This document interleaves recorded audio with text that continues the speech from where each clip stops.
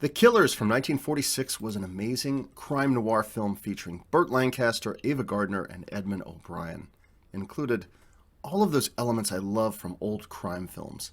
The desperate guy who falls for the gorgeous femme fatale, a scheming crime lord, and an unlikely hero driven to unravel this mystery of theft and murder. The film is told through the perspective of multiple flashbacks, slowly resolving the mystery for we the viewer. I mean, it's great stuff. Thanks to subscriber CB Clark for recommending this one. And again, I love all recommendations of old classics, so keep them coming, people. So I'll recap the film and then dig into some of the details. Well, the film opens up. We're off in New Jersey, it's nighttime, and two thug-looking characters are creeping around. One kind of resembled Orson Welles, but it's actually actor William Conrad, so honest mistake. They step into a diner and soon reveal their true intentions, that they're looking for a guy to kill, somebody called the Swede.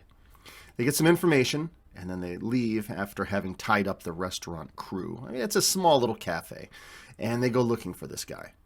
Now, Nick Adams was a bystander in the diner who runs off to warn the Swede. Now, his full name is actually Ole the Swede Anderson. It's played by actor Burt Lancaster. I'm just going to call him the Swede in this review because that's a long name. And he's basically in his apartment. He's just kind of laying low in the shadows, all sullen. And he doesn't seem all that concerned when he's warned that he's going to be killed. In fact, he seems to be expecting it. "Could you get out of town?" the guy says. And he just replies with, "No, I'm through with all that running around." Well, Nick leaves. The bad guys arrive, make their way up the stairs slowly. They push the door open and blam, blam, blam, fade to black. So the Swede is dead and we're only 12 minutes into the film. I mean, oh man, come on, this is some good crime noir stuff. And we're just getting started. So we cut to the protagonist of the film. This is Jim Reardon, played by one of my favorite actors, Edmund O'Brien. Now, he's pretty much the central hero of this narrative. One of my favorite old school actors who is not really like a detective or anything. He's an insurance man, and he's investigating this case of this death here. He's meeting with the police and so on. Now, the guys from the diner are there, and they're giving their accounts, and he goes with character Nick to meet with Mr. Plunther, the coroner. And what's really interesting to note here is that the character Nick, is briefly in the film, was played by actor Phil Brown, a.k.a. Uncle Owen from Star Wars. You know, going to Tashi Station to pick up some power converters, Uncle Owen, you know, that stuff. I love it. And he's just a kid in this film. Well, anyhow, Nick starts telling his story about working with the Swede at a car place. You know, working on filling up gas and oil and stuff. And it's one of the first of many flashbacks. I think there's about 11 of them in this film, if I read right. So at this gas station, a wealthy-looking guy shows up to get his car worked on, where Nick and the Swede are working. The motorist seems to recognize the Swede, who nervously heads home, saying he doesn't feel well. And soon enough, he really won't be feeling well. Anyhow, Jim moves his investigation on to Atlantic City, where he meets with, supposedly, the Swede's beneficiary. This is a lady named Queenie, but she has no knowledge whatsoever as to why he picked her. Well, she seems to remember very little about the Swede, and she tells her account of his stay there, flipping out and trashing his room, almost ready to jump out a window, yelling, "She's gone!" and then finally collapsing to the ground and saying, "Charleston was right." Now, we the viewer at this point are completely unclear what's going on, but I love how this film just slowly teases you with pieces of this puzzle. So Jim realizes he's got a big case here. He goes to his boss to ask for more time. And I really love his driven spirit here. He's more like a detective than an insurance guy. And he badly wants to figure out what is going on here. And in a way, he is representing us, the viewer, because we too really want to get to the bottom of this mystery. It's great stuff. He goes to meet with this police lieutenant, Sam Lubinsky, played by actor Sam Levine, who tells him what he knows about the Swede. Now, apparently he was an old friend from long ago, and he was recounting this boxing match with the Swede. And then back we go to this flashback, and this time we see the Swede in the center ring getting pummeled and beaten up in a boxing match. Now, a lovely, mysterious woman is watching from the audience as he's getting pummeled and eventually gets knocked out. Now, back in the locker room, the Swede is totally out of it. The doctor examines his right hand, and it turns out his boxing days are over. He's just hurt too bad. So outside of the locker room, the Swede meets up with Lily, his girlfriend, played by the lovely actress Virginia Christine. I've seen in some other films, like The Mummy's Curse. Curiously, she was Princess Anaka in that film. Looks totally different here. And she offers to make dinner for the Swede, but he's just not in the mood. He's broken up about his career as a boxer being over. And he just walks off sadly into a beautifully framed scene. More on that later at the end of the film, but the lighting and framing of this film was just gorgeous to watch. Cut back to current time, and it turns out that Sam has married Lily, and both seem very happy together.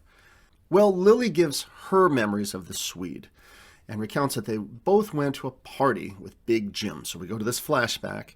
Now, while they're there at the party, we see, sitting by the piano, is the gorgeous Ava Gardner as a character, Kitty Collins. And, much to Lily's visible annoyance, he seems to instantly have been taken with her. Now, Lily's story ends as she says things pretty much ended in their relationship there. But Sam takes up the narrative again with another account from the past, but it's now a little further on. Sam was going to go arrest Kitty at a restaurant for possessing some stolen jewelry, but the Swede ends up taking the blame for the theft. He punches Sam and runs off. Sam explains that he was caught and sent away for 3 years, and it was over between him and Kitty. Or was it? Well, we finally get to the funeral, and while the eulogy is going on, Jim asks Sam about some of the people there. Sam tells him it's Packy, actor Charles Brown, and Joe Smalley, actor Gary Owen, his trainer, as well as Charleston, an old-time hoodlum, played by actor Vince Barnett, who I caught recently as the goofy studio security officer in the movie The Death Kiss. Well, Jim meets with Charleston, and over drinks, tells him all about his time that he spent in jail with the Swede. And we cut back to another flashback with them in lockup. Now, the Swede asks Charleston, who's getting out soon, to go and look up Kitty for him. He says that he will, but he is not able to find her as she has moved on.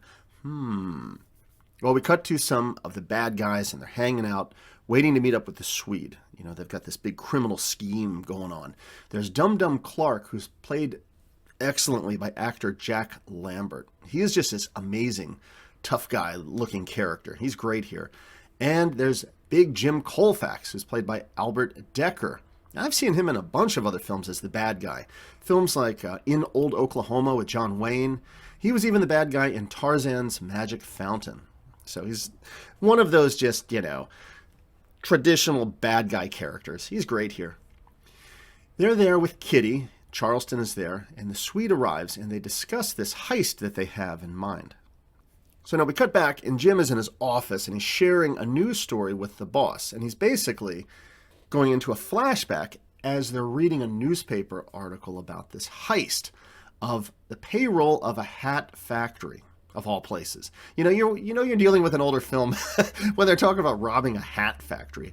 And what's so cool about the scene, though, is as we watch, the boss is reading this story. He's kind of giving us the narrative. We see the heist in this flashback, and it's done as one continual, unbroken take. It's great stuff. You got to watch this scene. So Jim is convinced, in reading about this story, that the Swede was there due to this telltale green handkerchief that kind of surfaces through the story. I'm not going to go too much into it, because I think it's an important detail of the film at the end. So Jim's boss lets him continue his research, and soon Jim is contacted again by Sam, who tells him that the character Blinky Franklin, actor Jeff Corey, he's one of the tough bad guys. He's near death, and he's been raving about the Swede and Dum Dum Clark and so on. So they go to meet with him, and as he's dying, he gives a few more details of the past. It's another flashback, and it's after the heist. And apparently the bad guys had to change their meeting place as the halfway house they were going to use had burned down unexpectedly.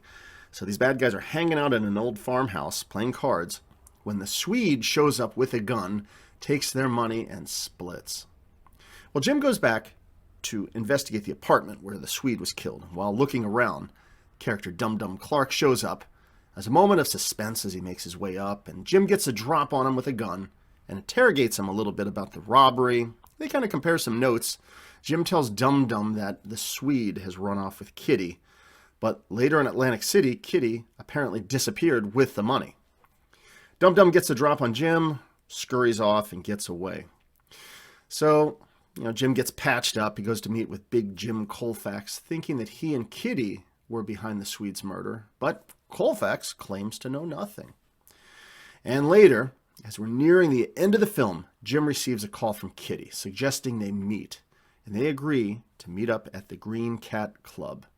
And as we get to the end of the film, and everything is finally coming together, and there's the big reveal, I don't want to say any more. No spoilers, but wow, what an ending. Definitely got to check this one out. So some closing thoughts. The Killers was produced by Universal Studios, and this was crime noir at its finest, with all of those elements I love in these old crime films. Again, the poor guy who falls for the wrong girl, the tough thugs, the scheming crime boss, and that unlikely hero driven to his investigation. Now, seeing this story unfold through characters that are giving accounts from the past was just brilliant.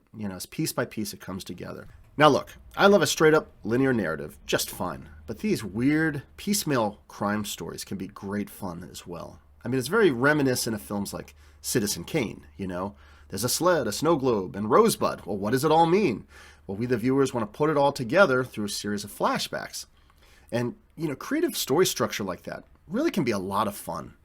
And it is so well done here. The story was by Ernest Hemingway and included a script, uncredited, by John Huston. And there's some big names associated with this film for sure. Directed by Robert Sidmack, who would later go on to direct films like The Spiral Staircase and 46 and Dark Mirror. He's noted for his use of expressionist lighting and deep focus photography. But what really caught my attention watching this was just how well constructed scenes were throughout this film. In fact, I'll be honest, I found myself pausing scenes and just either watching them again or just kind of looking and studying the layout because of how well framed the individual scenes were. I caught a couple screen examples to go through. For instance, look at this one. Look at how everyone is carefully placed here.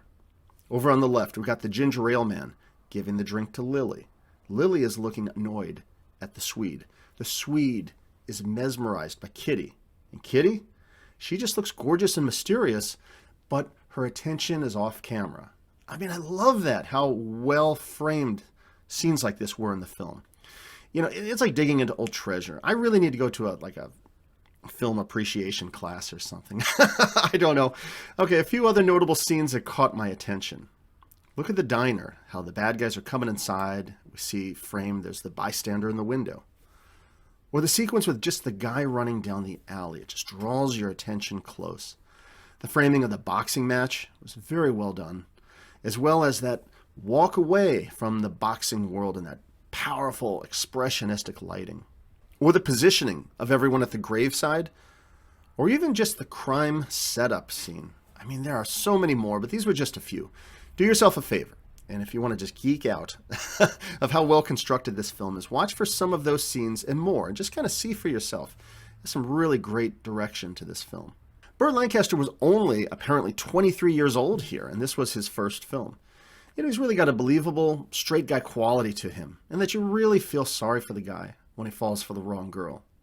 And it's interesting to note that the scene of the boxing match from one of the flashbacks was actually filmed in a boxing arena with 2,000 actual spectators.